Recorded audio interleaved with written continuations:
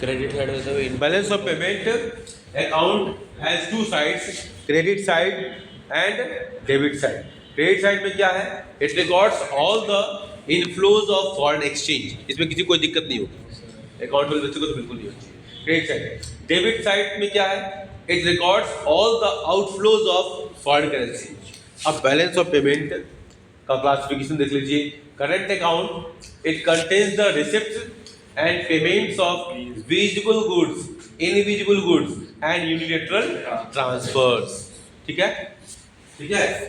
Export and import of goods, export and import of services, unilateral receipts of payment. तो ये जो है मैं बोल रहा हूं, यही है बैलेंस ऑफ। समझ भाई, ठीक है ना? बोलो भाई, देखो होता क्या है, हर ब्रेन की अपनी कैपेसिटी है। आपका ब्रेन विजुअल को ज्यादा पकड़ सकता है, किसी का न्यूमेरिकल को ज्यादा पकड़ता है। अपने आप को कमजोर कभी नहीं समझना है, ठीक है? हम कोई चीज, कुछ बच्चे आर्ट में बढ़िया होते हैं, कुछ बच्चे मैथ्स में अच्छे होते हैं, कुछ बच्चे स्पोर्ट्स में अच्छे हैं, कुछ बच्चे म्यूजिकल सेंस है उनका अच्छा है। बोलो भाई, तो हमको ये देखना है कि हमारे ब्रेन की कैपेसिटी कैसे है। इसीलिए मैं कह रहा हूँ कि डायग्राम से बनाओ, डायग्राम रखो, डायग्राम ये याद रखोगे और आसान लगेगा। तो ये समझ में आ गया, export and import of goods, समझ आ रहा है? Yes sir. ठीक है, export and import of services, unilateral receipts and payments. पहला कैपिटल अकाउंट क्या है, it records all those transactions between the normal residents, ठीक है, and rest of the world which affects the assets and liabilities of the normal residents.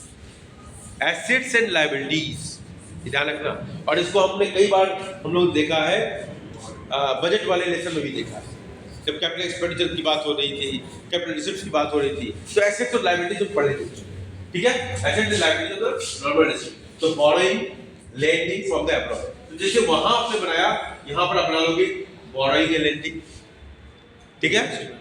Correct है? Borrowing and lending, investments to and from abroad, ठीक है? Investment दूसरे देश में कर रहे हो तो आउटफ्लो हो रहा है, इन्वेस्टमेंट हमारे यहाँ आ रहा है, इनफ्लो हो रहा है। तो हमारे यहाँ इन्वेस्टमेंट आएगा तो हमारी डिमांड बढ़ेगी घटेगी? बढ़ जाएगी। वेरी गुड, करेक्ट ना? ठीक है, तो क्या है, बोरोइंग, इसको लिख दिया इधर, बोरोइंग, ठीक है?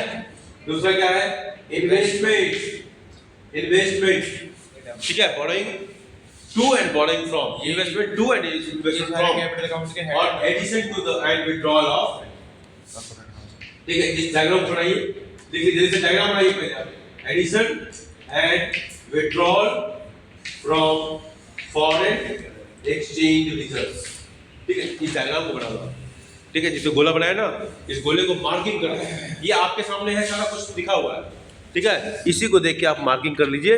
गोले को जो बनाया है, ये गोला आपको बहुत हेल्प करेगा, मेरी बात मान लो, ठीक है? ये गोला आपको बहुत हेल्प करेगा, ठीक है?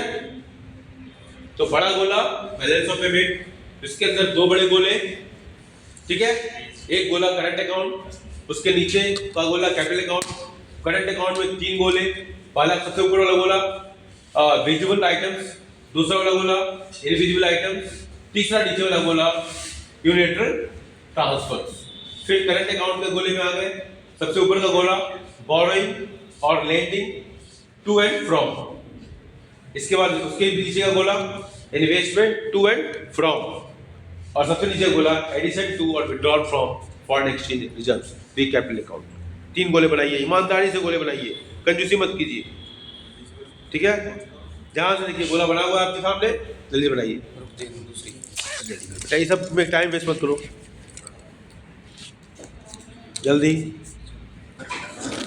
चलिए, तो रिसिप्ट स्ट्रक्चर ऑफ बीओपी, ठीक है? पहले बात क्या है, वो दो साइड हो गया ना, क्रेडिट और डेबिट साइड। ध्यान देख ले, क्रेडिट साइड में क्या होगा, जितने भी इनफ्लो है सारे क्रेडिट साइड में, और जितने भी आउटफ्लो है सारे डेबिट साइड में होंगे। मतलब जितने पेमेंट्स हैं वो डेबिट और जितने रिसिप्ट्स हैं क्रेडिट।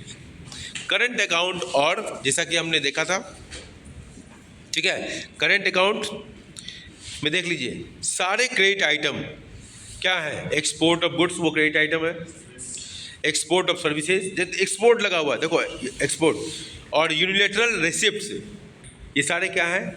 ये क्रेडिट आइटम है। ठीक है, जितने एक्सपोर्ट हैं वो क्रेडिट आइटम, गुड्स और सर्विसेज। और यूनिलेटरल रिसिप्ट्स मतलब अमेरिका से कोई हमको पैसा भेज रहा है, चाहे गिफ्ट हो चाहे रेमिटेंसेज हो किसी फॉर्म में, ठीक है, तो रिसीव हो रहा है ना, तो क्रेडिट आइटम में होगा। अब डेबिट आइटम में क्या होगा? जितने इंपोर्ट हो रहे हैं, import of goods, import of services, और हमारे यहाँ कोई अमेरिकन है वो अपने देश में पैसा भेज रहा है, ठीक है, ठीक है, तो हमारे यहाँ से पैसा जा रहा है, यहाँ पर काम कर रहा है, तो अपने घर में पैसा भेजते हैं ना लोग अपने फैमिली को, तो यहाँ से पैसा जा रहा है, आउटफ्लो रहा है ना यहाँ से, तो डेबिट आइटम याद रहेगा। यूनिलेटरल रिसिप्ट्स, भारतीय अमेरिका में है, वो अपने हमारे यहाँ पैसा भेज रहे हैं, तो वो हमारा क्रेडिट हो गया। अमेरिकन भारत में है और वो अपने देश भेज रहे हैं, तो हमारे लिए क्या हो गया? डेबिट हो गया। समझ में आएगा भाई? You got point? ठीक है, अब आ जाओ कैपिटल में। बोरोइंग, अगर हम कैपिटल अकाउंट अगर हम बोरोइंग कर रहे हैं तो पैसा हमारे पास आ रहा है ना भाई। हाँ, एसेट्स और लायबिलिटी हमारा क्या हो रहा है? लायबिलिटीज बढ़ रही है, बोरोइंग कर रहे हैं, ठीक है, तो कैपिटल अकाउंट में हमारा एसेट्स और लायबिलिटीज को इम्पैक्ट करता है। ये पहला पॉइंट दिमाग में रखो, क्या होता है? हमारे एसेट्स और लायबिलिटीज को इम्पैक्ट करता है। 2 मिनट रुक जाओ, ठीक है, करेक्ट ना?